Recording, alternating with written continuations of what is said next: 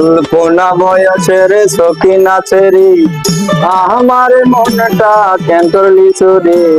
সত্যি কইরা বল নাচেরি গো কোন জেলায় বাড়ি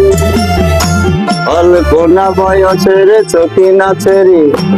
আমার মনটা কেন করলি চুরি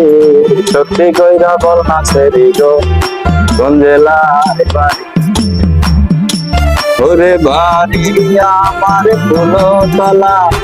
বাপের নামটি আলা বোলা মায়ের নামটি কাঞ্চন মালা গো সে ফুলে